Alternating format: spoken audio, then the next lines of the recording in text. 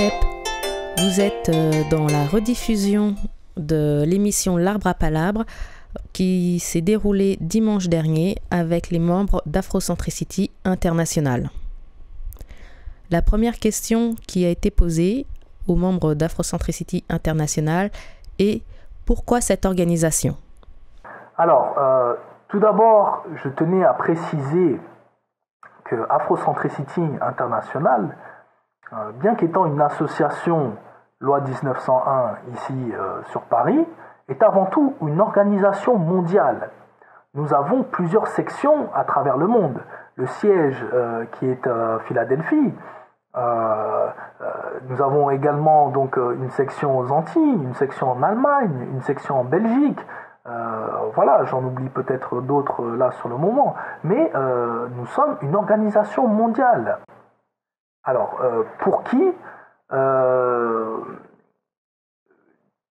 cette organisation, si vous voulez, est destinée donc à la communauté kamite.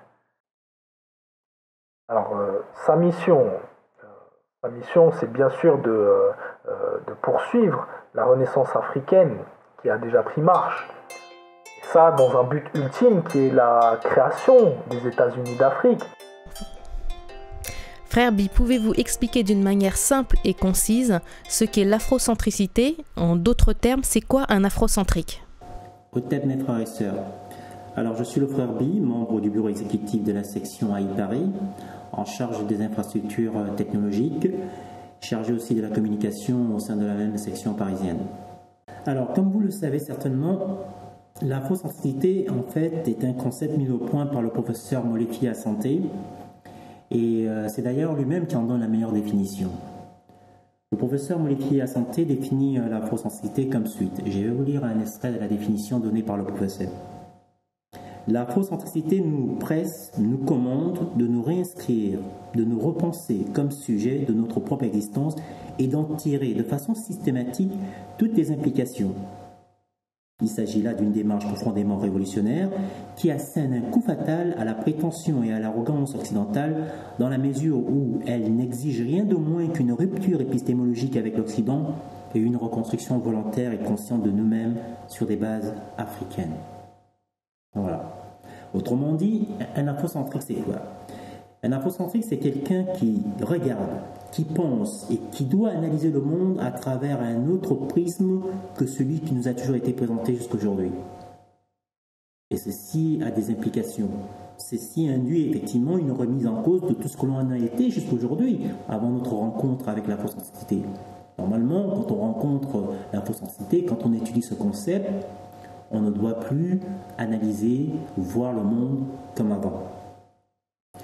Vous avez sûrement entendu parler ou écouter, je ne sais pas, à la radio ou dans des vidéos qui circulent sur Internet. Certains parlaient toujours du paradigme africain, mais l'afrocentricité est au cœur du paradigme africain. C'est-à-dire penser, analyser, regarder le monde selon notre propre paradigme, selon notre propre être, notre africanité. Normalement, un Africain authentique, ça veut dire un Africain dont l'esprit n'a pas été pollué par la culture occidentale et tous ses corollaires, cet Africain authentique ne voit pas le monde comme un occidental, ne voit pas le monde comme un asiatique, ne voit pas le monde comme un oriental. Mais aujourd'hui, ce n'est pas le cas. La plupart des Africains voient le monde comme un occidental, ou ne le comprennent même pas du tout, ce monde. Et comme l'a si bien dit notre père à Mamazama, ceci est un impératif. Et c'est ce qu'elle appelle l'impératif afrocentrique. En nous recentrant sur nous-mêmes et sur nos propres valeurs, c'est aussi la meilleure manière de s'armer face au monde violent qui nous entoure et dont nous faisons partie. Voilà comment on peut définir l'afrocentricité de façon plus ou moins large. Pouvez-vous nous expliquer la position du kémitisme par rapport aux religions dites révélées? Alors, notre position est celle-ci. Disons que Dieu a donné sa parole.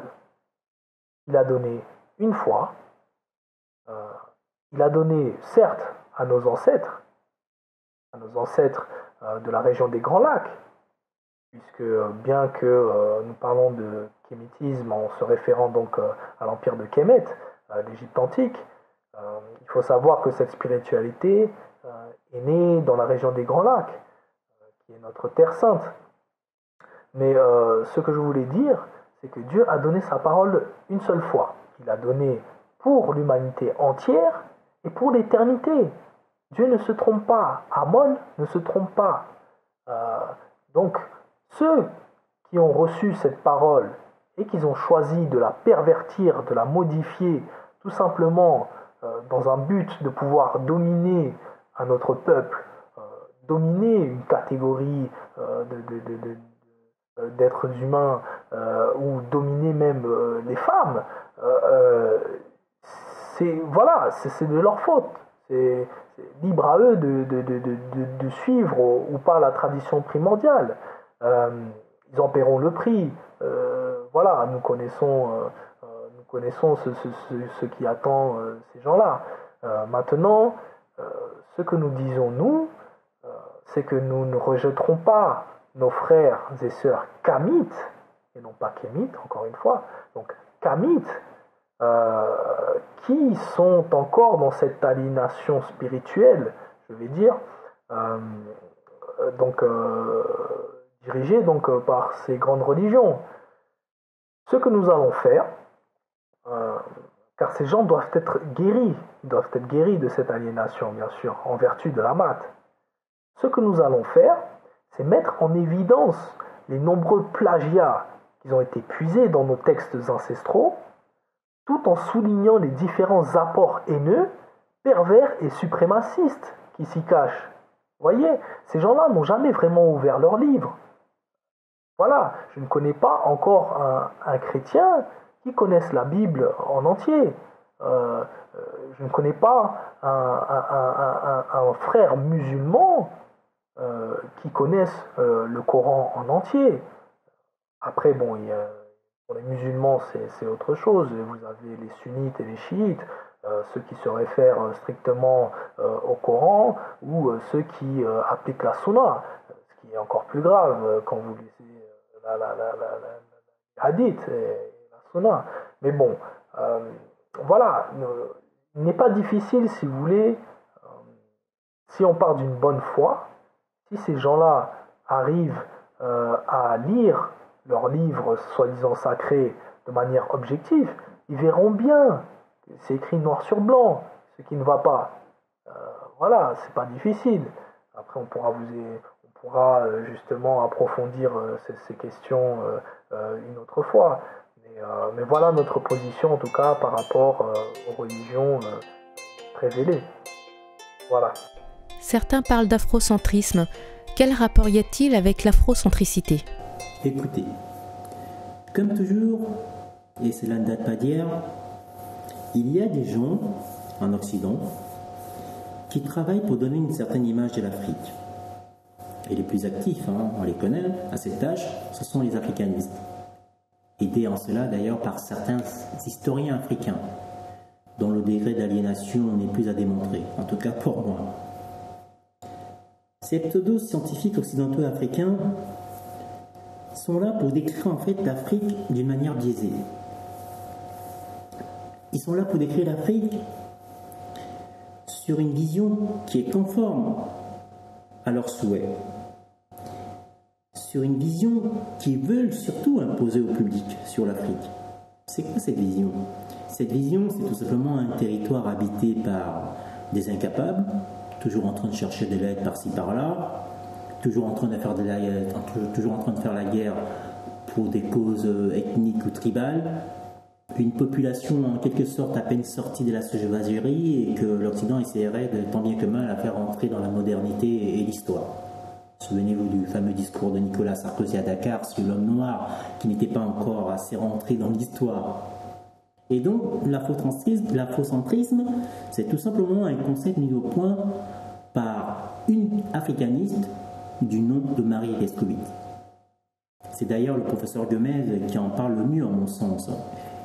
Et selon lui, la définition que cette dame donne de cette idéologie est la suivante. Une idéologie fantasmatique qui pose comme dogme la suprématie de l'homme noir et une hiérarchisation des races qui ferait du noir le civilisateur et le blanc l'usurpateur. une sorte de nazisme et de gobinisme nègre, cela procéderait d'un retournement par Cheikh Anta Diop de la thèse de Gobineau. Il aurait, le professeur Cheikh Anta Diop, paré le nègre de toutes les vertus que Gobineau attribuait naguère aux Aryens. C'est cela l'afrocentrisme. Et au passage, Gobineau, c'est le fameux savant français qui a mis au point la fameuse théorie raciste sur les races. Donc, c'est une forme en fait de racisme qui ne dit pas son nom, d'après le professeur Gomes. Et il a tout à fait raison. Dans son livre, cette dame, elle a écrit un livre. Dans son livre Not Out of Africa, où elle expose sa rhétorique sur l'afrocentrisme dont elle attribue la paternité au professeur Cheikh Anta Diop, cette dame ne donne jamais aucune référence des écrits du professeur Cheikh Anta Diop où celui-ci aurait fait l'exposé d'une telle thèse. Et au passage, d'après le professeur Gomes, cette dame, Marie Lescovitch, elle est spécialiste de l'histoire sociale du monde juif. Donc ça limite déjà son périmètre. Enfin, bref. Comme vous pouvez le constater, quelqu'un qui invente une idéologie et qui l'attribue à quelqu'un d'autre, que peut-on penser d'une telle personne? Pour moi, un tel stratagème en dit long sur son auteur. Ces gens sont tout simplement des pseudo-scientifiques qui sont là pour faire de l'idéologie. Et on sait pourquoi ils font de l'idéologie au lieu de faire de l'histoire au sens scientifique du terme. Ils font de l'idéologie parce qu'ils veulent tout simplement empêcher les Africains d'accéder à leur patrimoine culturel. Parce qu'ils savent que c'est la clé. Le peuple noir est le seul peuple à avoir subi ce qu'on appelle une rupture de la mémoire historique. Donc, pour s'en sortir, nous devons à tout prix nous réapproprier notre patrimoine culturel, nous réapproprier notre histoire, nous réapproprier notre africanité. Et ces gens, leur but est là pour empêcher cela.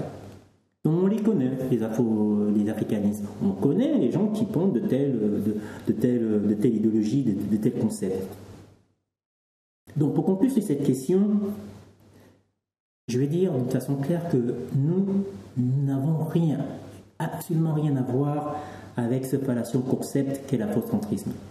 Nous sommes des Kamites, nous sommes des afrocentriques, et notre corpus conceptuel et intellectuel, c'est l'afrocentricité. Il n'y a pas que cette dame, hein. Il y a d'autres personnages aussi célèbres qu'elle. Il y a par exemple monsieur Bernard Lugan. Ce monsieur, lui, passe tout son temps à expliquer tout ce qui passe en Afrique par des rapports ethniques ou tribales. Tout ce qui passe en Afrique peut s'expliquer par des rapports tribaux ou ethniques. Il ne voit que ça. Et au passage, ce monsieur ne parle même pas une seule langue africaine. Bon, vous voyez, ce genre de questions, moi, ça me fatigue un peu parce que on en a marre de répondre à de telles questions. Donc, j'espère que cette fois-ci c'est clair. Ce sont des idéologues qui pondent de tels concepts. L'afrocentricité, je vous ai donné la définition de ce qu'était l'afrocentricité, et c'est loin de la définition que je viens de vous lire. J'ai cru comprendre que vous travaillez sur le projet d'un livre de prière Kamite. Qui en a eu l'initiative? Alors, au sein de la section parisienne d'Afrocentricity International, nous possédons le livre de la gloire, mais nous ne travaillons pas dessus. C'est un travail qui est fait à l'initiative, bien sûr, du professeur Molefi Asante et de la Père Ama Mazama. Mais c'est un travail qui est fait aujourd'hui par des professeurs de renommée. Nous citons ici le professeur Bilolo qui s'efforce de traduire encore nos textes ancestraux. Le livre donc, de la gloire est composé de 2 volets. Le premier sont les écrits sacrés du Munkadilo Mouya. Le second sont les rituels sacrés. Les rituels donc qui entourent la vie d'un Kamite de la naissance à la mort. Nous sommes aujourd'hui, grâce à lui, en mesure de célébrer une naissance, un passage à l'adolescence, un passage à l'âge adulte, un baptême, un mariage, un enterrement. Voilà, donc je pense que c'est ce volet qui est plus important à l'heure actuelle. Alors, oui, c'est en partie une traduction des textes anciens kémites, mais nous y trouvons également prières et des louanges qui sont plus d'actualité, car aujourd'hui, tout kémite sait qu'il est en mesure et se doit même, je dirais pratiquement, d'écrire lui-même ses louanges et lui-même ses prières, car il est important, si vous voulez, que cela sorte du plus profond de lui, qu'il soit sincère. L'important, c'est pas de tout simplement faire les louanges et réciter les prières. L'importance, c'est d'être sincère, d'avoir cette sincérité entre vous et Amon, entre vous et le divin, lorsque vous vous adressez également au Neteru. Donc par Neteru, bien sûr, je comprends que les auditeurs ne soient pas tous conscients de ce que cela représente. Par Neteru, je veux dire donc les divinités, l'équivalent donc des archanges et des anges que vous pouvez retrouver dans les religions dites révélées. Mais il est important d'avoir ce lien pur, que ces paroles sortent du plus profond du soi, et notamment lorsque l'on s'adresse à nos ancêtres.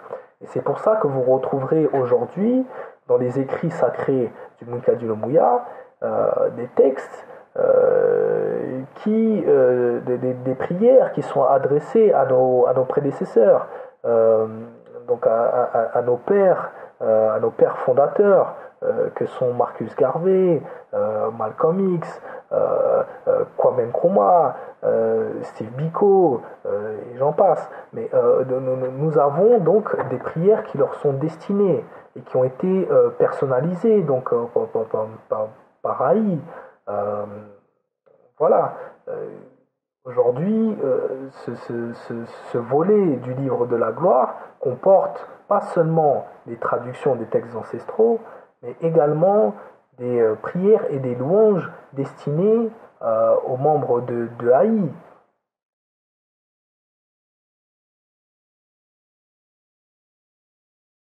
Alors, la compétence, si vous voulez, de ces gens-là n'est plus approuvée. Tout le monde connaît les valeurs du professeur Bilolo.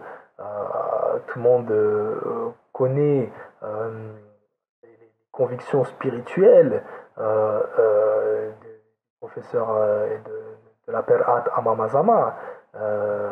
Voilà. Donc, ils n'ont plus de preuves, si tu veux, si vous voulez, à faire. Aujourd'hui, nous savons qui ils sont et le Coderme notamment savent qui ils sont. Donc nous pouvons bien sûr dire qu'ils ont toutes les compétences et la légitimité de faire ce travail, plus que d'autres d'ailleurs.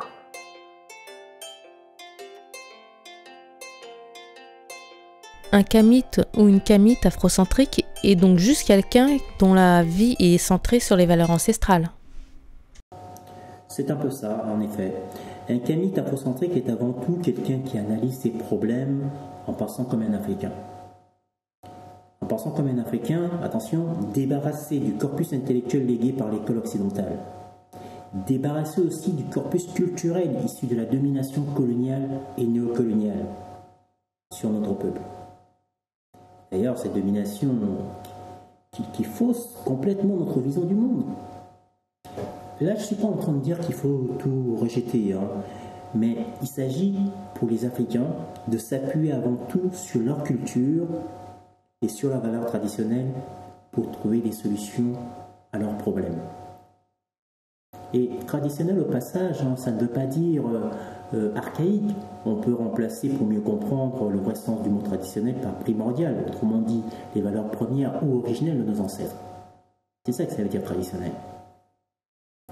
On est bien sûr conscient que c'est pas facile, c'est pas facile pour un Africain lambda de redevenir un kamite authentique. Moi j'aime bien cette expression, kamite authentique, c'est-à-dire vraiment un Africain qui pense en tant qu'Africain, qui pense en se basant sur son patrimoine culturel, en se basant sur ses valeurs, sur ses valeurs ancestrales, en se basant sur la spiritualité primordiale de ses ancêtres, Alors ça, c'est un kamite authentique.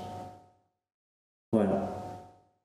Donc, on sait qu'effectivement que c'est pas facile pour l'Africain lambda. C'est pour cela, en fait, que chez Afrocentricité Internationale, nous avons un certain nombre d'objectifs pour aider nos frères à atteindre ce but. Le premier objectif, c'est en rapport avec l'importance de notre mission. En rapport avec l'importance de sa mission, AI affirme son infaillible engagement à l'unité comme but et à la victoire comme destinée. D'ailleurs, notre devise, c'est « l'unité est notre but, la victoire est notre destinée ». Le deuxième point, c'est que AI, Afrocentricité Internationale, soutient tous les mouvements et tout ce qui va dans le sens de la création des États-Unis d'Afrique. Le troisième point, c'est que AI souhaite répandre et développer une conscience afrocentrique par le biais des Senuti. Les Senuti, c'est des guides spirituels. Voilà. Donc on souhaite effectivement développer et répandre une conscience afrocentrique par le biais des Senuti partout dans le monde. Vous avez ici le Senuti Paris, le Frère Amini, dont le rôle principal est d'enseigner la spiritualité primordiale de nos ancêtres et de guider notre communauté en conformité avec cette tradition primordiale vers des horizons meilleurs. Le quatrième point, c'est que AI encourage fortement la résurgence africaine fondée sur des concepts spirituels tels que nous l'ont légué nos ancêtres. Donc, revenir sur notre spiritualité primordiale, c'est important. Le cinquième point, c'est que AI souhaite engendrer une nouvelle essence éthique de la conscience africaine. Est-ce qu'elle en a pris un coup, cette conscience africaine, avec l'histoire que nous connaissons? Le sixième point, le plus important, c'est que AI appelle la jeunesse africaine et afro-descendante à s'élever et à jouer son rôle dans le combat pour sauver notre civilisation. S'inspire-t-il aussi des pratiques et prières des autres cultes dits animistes des différentes communautés kamites, comme les Yoruba, les Bassa, Haïti? Alors, encore une fois, le terme animiste me dérange, car c'est un terme qui a été inventé donc, par les leucodermes afin de dénigrer la spiritualité des peuples qui souhaitaient dominer. Afin de pouvoir imposer la leur par la suite. Si vous voulez. Mais lorsqu'on étudie la spiritualité, les spiritualités africaines, nous savons qu'ils ont pratiquement toutes la même source. Et voilà, donc elles sont toutes liées entre elles, si vous voulez. Bien que certaines s'adressent par différents noms à certaines divinités, nous pouvons aujourd'hui affirmer que, en gros, nous faisons tous partie, ils font tous partie de cette même grande famille spirituelle qu'est la tradition primordiale ancestrale. Voilà, ils découlent tous de cette source-là. Donc forcément, bien sûr, ils s'y inspirent. D'ailleurs, la Perhat Amamazama, ce n'est pas un secret, et Mambo, donc prêtresse vaudou. Donc voilà, le vaudou qui a été aussi dénigré et donc marginalisé par justement ces puissances dominantes. Mais bon, aujourd'hui, nous savons que les rituels qui sont pratiqués dans le vaudou ont pour origine les rituels qui étaient pratiqués à Kemet, dans l'Égypte antique. Donc voilà, et de même pour une grande partie des spiritualités africaines. Forcément, oui, on s'en inspire.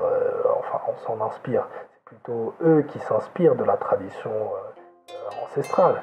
Et voilà, nous sommes tous liés de toute manière. Abordons maintenant les aspects économiques et synergies. Qu'est-ce que AI veut apporter à la diaspora et à l'Afrique en termes économiques?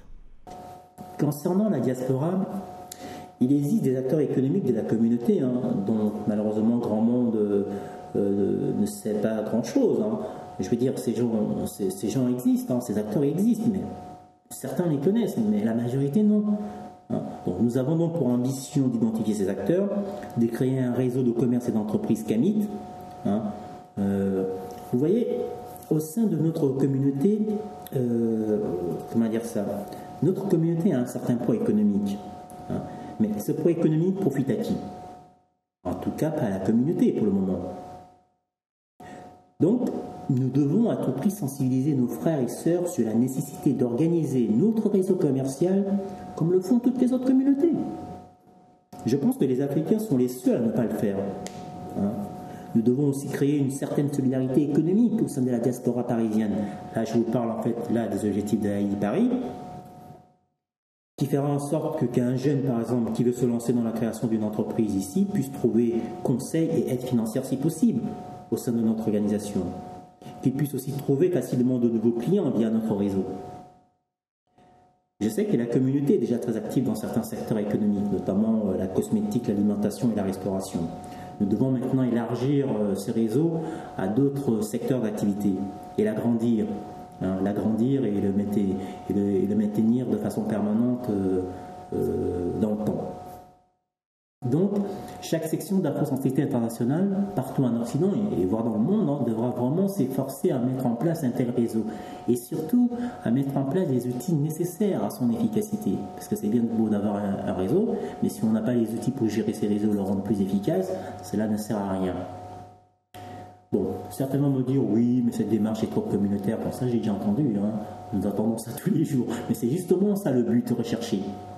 Vous savez, la France a beau être un pays laïque, en tout cas sur le papier, où les communautés n'existent pas.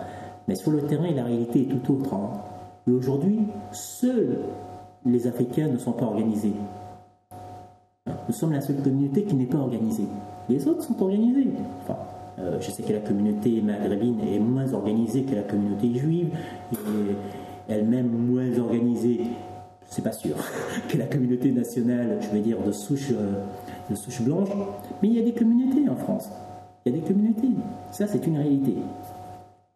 Concernant l'Afrique, dans un avenir proche, nous attendons encourager et aider les jeunes Africains qui souhaitent créer une entreprise en Afrique. Attention, toutefois, nous ne souhaitons pas encourager la création de n'importe quelle entreprise. Nous souhaitons surtout encourager une entreprise qui apporte des solutions aux problèmes des populations dans le respect des valeurs africaines. Je vous ai dit tout à l'heure que Haï entend favoriser une nouvelle essence éthique de la conscience africaine, plus particulièrement en Afrique. C'est pour cela que la sélection des projets qui seront suivis et soutenus par Haï doit être des projets d'un genre nouveau. D'ailleurs, nous aurons l'occasion dans un avenir proche de mettre en place un cahier des charges pour orienter nos jeunes dans le modèle économique qu'Haï entend favoriser en Afrique et dans le monde. À moyen terme, Haï entend aussi créer en Afrique des écoles afrocentriques, dans lesquelles le paradigme africain sera au centre des enseignements. Nous allons enseigner à nos jeunes notre histoire, nos valeurs traditionnelles. Nous allons enseigner à nos jeunes la pensée et la philosophie africaine, les langues africaines. Et bien sûr, nous allons mettre un accent particulier sur la science et sur la stimulation de la créativité. Une manière pour nous de réactiver en fait dans le cerveau de nos jeunes le génie créatif africain qui sommeille en eux. Voilà. Mais en réalité, le point, la partie économique est un point assez sensible sur tous les grands chantiers qui sont directement gérés par la maison mère. Et vous voyez que nous sommes quand même assez ambitieux et pour arriver à nos objectifs, il y a un chantier qui est primordial et qui est même la base, le socle de ce que nous voulons faire, c'est la création d'une banque d'investissement panafricaine. Nous en sommes capables. Il ne reste plus qu'à se mettre au travail et nous y sommes déjà. Le livre de prière sera-t-il à la disposition de tous les kémites? Alors, non, malheureusement, non. Nous ne pouvons pas mettre ce livre à la disposition de tous les kémites, puisque tout d'abord, c'est un ouvrage qui n'est pas terminé. Comme nous disions avant, donc le professeur Bilolo s'efforce encore de faire la traduction de nombreux textes ancestraux. Après, cela ne veut pas dire que ce livre ne sera pas diffusé aux autres membres de la communauté kémite par la suite, mais en tout cas pas dans l'immédiat. Voilà, pas dans l'immédiat et dans l'actualité de son contenu. Voilà. Dites-nous, quels sont les grands chantiers économiques de l'AI ? Alors, comme je vous ai dit, la partie économique est surtout gérée par la maison mère. Toutefois, lors du premier grand meeting d'Afrocentricité internationale en mai dernier à Paris, le professeur Molifi Asante et la pérate Ama Mazama ont présenté les grandes lignes des projets économiques de AI. Le projet économique le plus important, à mon sens, est la création d'une banque d'investissement panafricain. C'est un projet phare.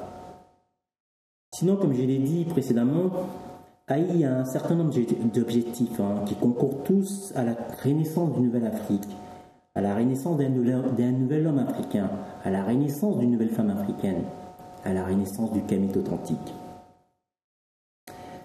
Sinon, je peux vous donner trois autres grands chantiers qui sont des chantiers aussi importants. Le premier, c'est la création des centres culturels kamites à travers le monde, parce qu'il faut faire connaître notre culture, pas celle qu'on nous présente tout le temps ici, pas les arts premiers, pas le folklore en fait, la culture kamite.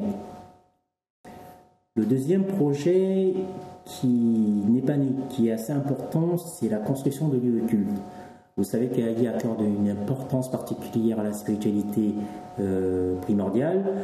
Bon, nous devons avoir des lieux de culte pour pratiquer notre spiritualité, pour prier nos ancêtres.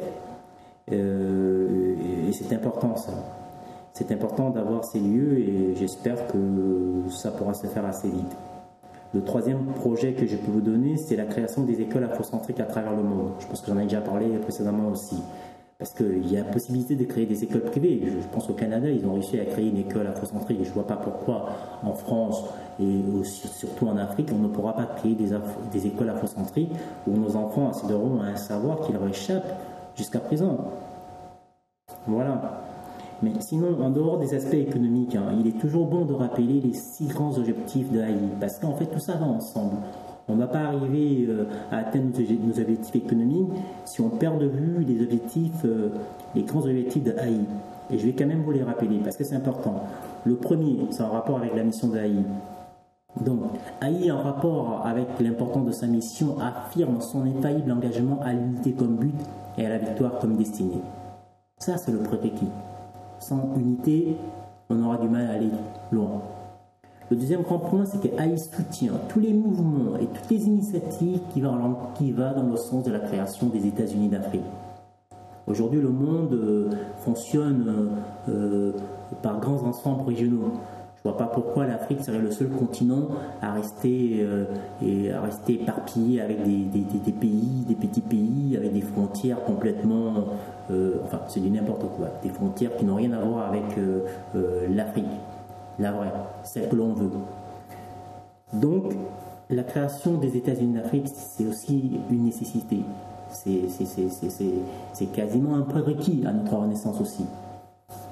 Le troisième point, c'est que AI souhaite développer et répandre une conscience afrocentrique par le biais des Senuti, qui sont les guides spirituels, partout dans le monde. Ces Senuti, eux-mêmes, reçoivent une formation qui leur permet d'accéder à la connaissance sur notre spiritualité primordiale et ensuite la répandre auprès de nos frères et sœurs pour qu'ils puissent en prendre connaissance et la pratiquer. Le quatrième point, c'est que AI encourage la résurgence africaine fondée sur des concepts spirituels tels que nous l'ont légué nos ancêtres. Le cinquième point, c'est que AI souhaite engendrer une nouvelle essence et éthique de la conscience africaine. Ça aussi, c'est important. Et le dernier point, le plus important, c'est que AI appelle la jeunesse africaine et afro-descendante à s'élever et à jouer son rôle dans le combat pour sauver notre civilisation. Nous mettons un accent particulier sur la jeunesse.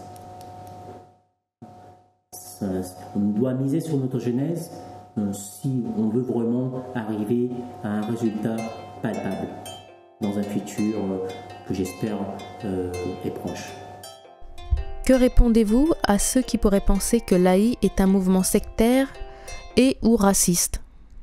Alors pour ceux qui nous définissent de secte ou raciste, on reviendra sur le terme raciste par la suite, mais de secte, ces gens-là, je leur demande tout simplement d'ouvrir un dictionnaire, car il faut être précis sur les termes qu'on utilise.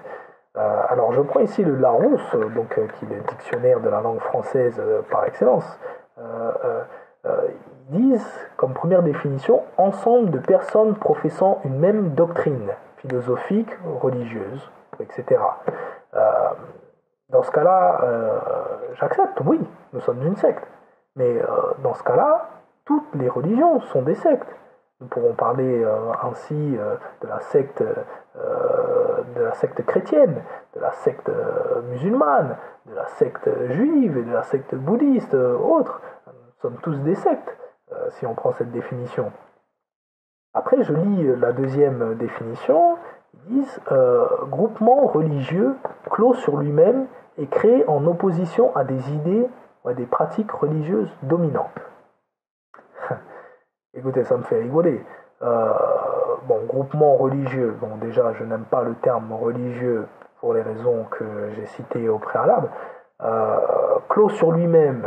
Nous sommes pas vraiment clos sur nous-mêmes, puisque justement, nous avons diffusé cette parole. Le monde entier a pris connaissance de cette parole. Ce sont eux-mêmes qui se sont éloignés. Certes, nous nous concentrons aujourd'hui sur la communauté kamite. Pourquoi ? Parce que c'est leur héritage. Voilà, c'est leur héritage ancestral. Après, c'est lié étroitement également avec la culture. Et c'est lié également avec le combat que nous menons. Car nous devons nous réconcilier avec nos propres ancêtres pour pouvoir arriver à la victoire. Voilà. Ensuite, créé en opposition à des idées et à des pratiques religieuses dominantes.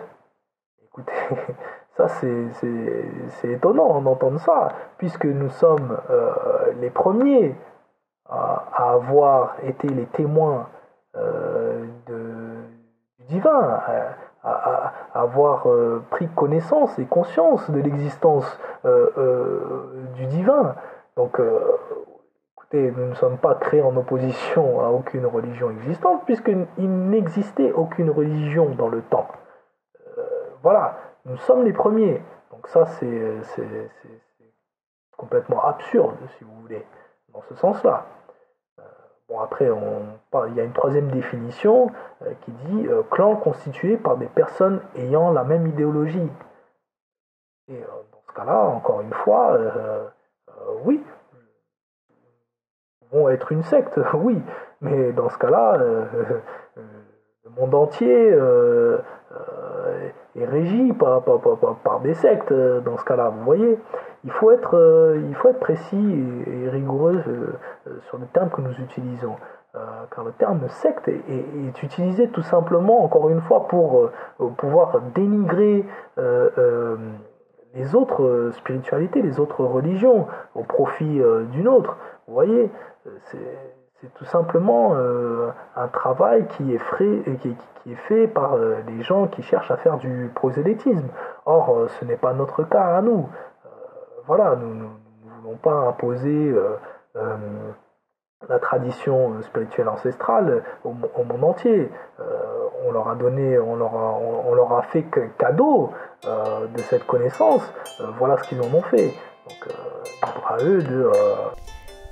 Quelle différence y a-t-il entre votre organisation et l'ancienne Tribuka concernant l'autodéfense et la sécurité des membres de notre communauté ? Oui, donc la Tribuka, effectivement, nous avons quand même des différences avec ce mouvement. Première différence, c'est que la Tribuka était un groupuscule de frères et sœurs qui partaient d'un bon sens, mais dont le but était flou. Dont le but n'était pas vraiment défini. Or, aujourd'hui, au sein de Afrocentricity International, notre mission et notre but ultime sont clairement établis. Nous savons sur quel terrain nous devons œuvrer, nous savons ce que nous devons faire pour pouvoir atteindre ce but ultime. Maintenant, nous passons à l'action, aussi simple que ça. Nous ne perdrons pas de temps dans des provocations, etc. Après, bon, il y a également la différence au niveau du leadership, qui est, je pense, prépondérante. Car nous connaissons tous le personnage de Kémy Séba. Voilà, bon, nous connaissons tous les choix qu'il a fait lorsqu'il s'est éloigné de la tradition spirituelle ancestrale. Et je pense que c'est tout simplement parce que le personnage n'a jamais partagé vraiment les valeurs de la mat qui nous régissent. Aussi simple que ça. C'est une personne qui était plus à la recherche de la notoriété. Voilà, je pense qu'il aurait voulu être une star. C'était ça sa vocation. Vous voyez, il aimait bien qu'on parle de lui, il aimait bien passer devant les caméras. Tout ce qu'il pouvait faire pour se mettre en avant était bon. Et je ne pense pas que ni Molefi Asante, ni Amamazama, ni moi-même, d'ailleurs, nous sommes à la recherche d'une notoriété quelconque. Vous voyez, notre dévotion à notre communauté est totale, aussi simple que ça. Nous savons ce que nous avons à faire et nous sommes en aucun cas à la recherche d'une gloire personnelle. Non, pas du tout. Voilà. Ensuite, bon, je pense que ce qui vous a fait faire ce rapprochement donc entre eux et nous, c'est justement la base de l'autodéfense. Alors, il faut savoir que Kémy Séba n'a pas fait que de mauvaises choses. Justement, je pense qu'on a tous en tête cette action qu'il a entreprise suite à l'agression de 7 membres de notre communauté. Alors, je pense que dans ce sens-là, il avait tout à fait raison. Voilà, lorsque les autorités ne font pas leur travail et ne protègent pas les nôtres, c'est à nous de devoir le faire. Et Haï aurait fait pareil, et même, je veux dire, avec plus d'efficacité. Voilà, avec plus d'efficacité, exactement, plus d'organisation, et voilà. Maintenant, le problème qui se pose, c'est qu'il est allé au-delà de l'autodéfense. Suite à ça, je pense qu'il s'est pris dans un engrenage avec la communauté juive et il a voulu en découdre, tout simplement. Il a voulu se venger, il s'est emporté, il s'est laissé emporter au point de perdre de vue le combat et le but ultime. Vous voyez, il a quand même commis des torts à la Renaissance kémite, au mouvement kémite. Vous voyez, il a donné des armes à nos détracteurs pour pouvoir nous dénigrer. C'est simple que ça. Donc ça, c'est quelque chose il faut quand même retenir. Après, chez nous, chez AI, bien sûr, nous sommes également dans l'autodéfense. Oui, nous nous protégerons par tous les moyens nécessaires. Lorsque l'on voit comment les autorités traitent les membres de notre communauté, nous pouvons que nous organiser pour notre propre protection. Aussi simple que ça. Et nous devons le faire d'une manière efficace. Voilà. Nous devons non seulement œuvrer sur le plan de l'autodéfense au niveau physique, mais également judiciaire. Voilà, c'est parce que ça va avec. Il faut qu'on puisse traîner les coupables devant les tribunaux afin de faire respecter la loi pour tous. Aussi simple que ça. Donc voilà encore une différence majeure entre la tribu K et Ali Paris. Voilà.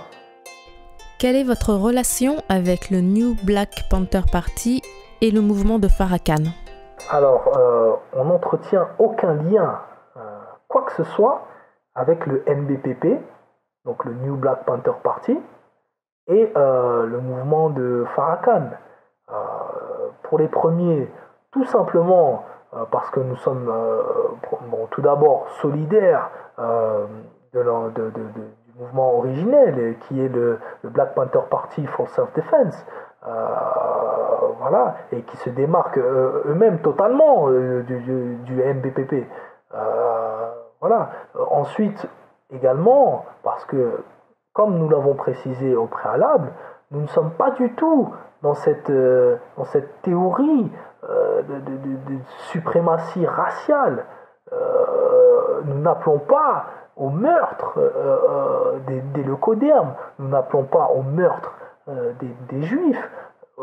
C'est totalement absurde. Voilà, ça ne fait pas partie de notre combat. Ensuite, pour le mouvement de Farrakhan, écoutez, c'est quand même aberrant de savoir qu'aujourd'hui, en 2012, alors que nous assistons donc à cette renaissance africaine, qu'il y ait encore des membres de notre communauté qui suivent ces gens-là. Lorsque l'on entend les absurdités qui sortent de leur bouche, quand ils affirment que notre négritude est une malédiction, est une aberration, c'est grave. Lorsqu'on appelle à se défriser les cheveux, lorsqu'on dit que les Noirs sont un peuple qui a été déposé par des peuples de l'espace dans la péninsule arabique, et que ceux qui ont migré vers l'Afrique ont subi cette dégénérescence qui est d'avoir le nez appâté, les grosses lèvres et les cheveux frisés. Mais c'est totalement absurde d'entendre de tels propos venant d'une personne qui se dit leader d'un mouvement noir, d'un mouvement pro-black. C'est totalement absurde, vous voyez, d'entendre des choses comme ça. Mais le plus absurde, c'est de savoir qu'il y a encore aujourd'hui des frères et sœurs qui suivent ces mouvements-là. Donc voilà, Afrocentricity International n'entretiendra aucun lien avec ces gens-là. Ça, c'est clair et net. Ah oui, nous devons nous démarquer absolument de ces gens. Je ne vais pas dire les combattre, car nous n'allons pas rentrer dans une guerre interne à notre communauté, mais il est impératif que nous nous démarquons de ces gens-là. Voilà. Et je pense que rien que le fait de parler d'eux et de leur donner de l'importance, c'est déjà très grave. Vous voyez, c'est déjà très grave. Jusqu'où va votre détermination?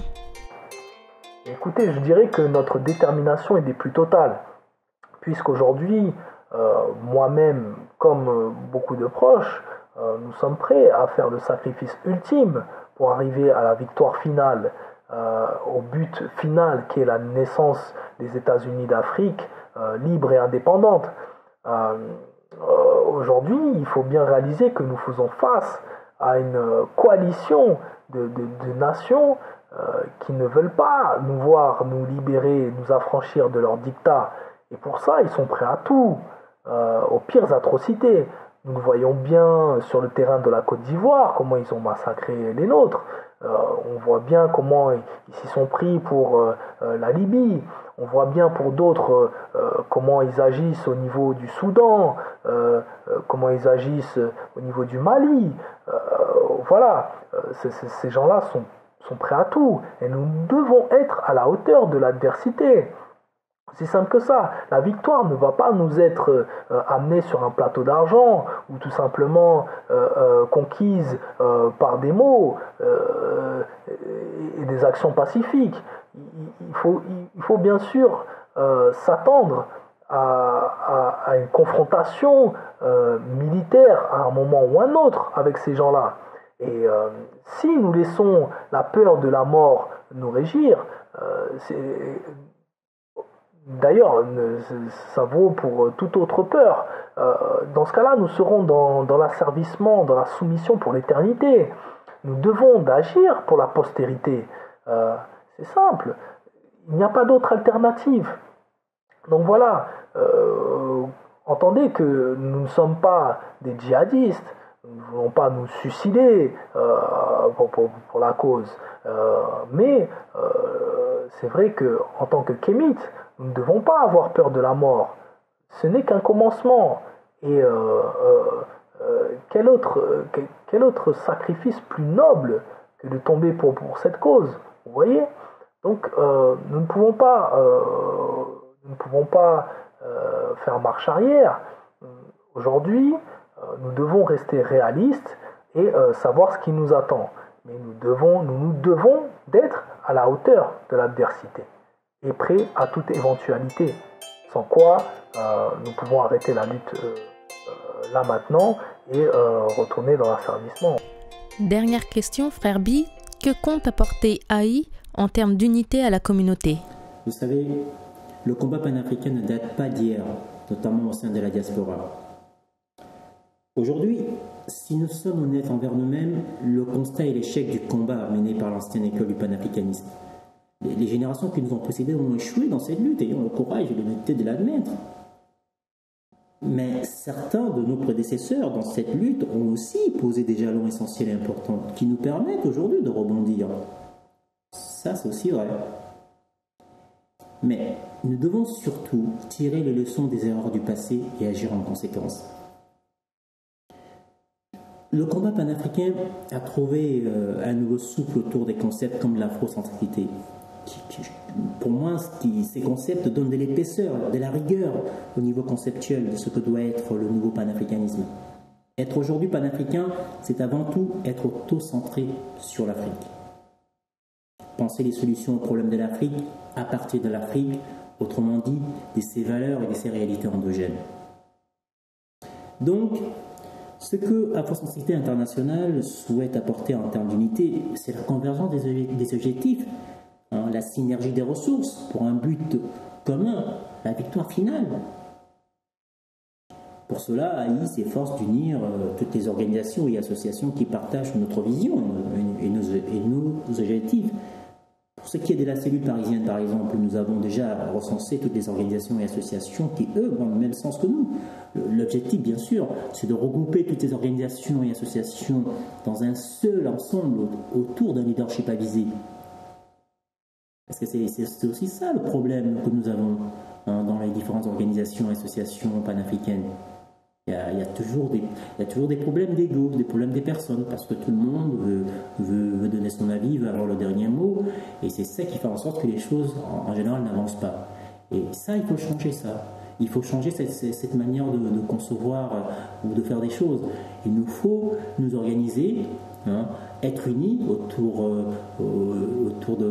du même objectif, et cela avec un leadership avisé et compétent. Parce que il est clair en fait que dans un futur proche, nous devons donner à tout prix notre combat une toute autre dimension, si on veut être audible et crédible. Et sans une union, et surtout, j'insiste sur ce point, surtout sans un leadership avisé et compétent, cela va être difficile d'être efficace sur le terrain. Parce que le combat que nous menons, ce n'est pas un combat facile. Vous savez bien les obstacles qu'il y a à surmonter. Donc, pour conclure, en fait, l'unité fait partie de notre devise. L'unité est notre but. C'est pour marquer justement l'importance que nous accordons à l'unité. Et nous travaillons dur pour cela. Franchement, je vous avoue que c'est vraiment un point qui nous préoccupe.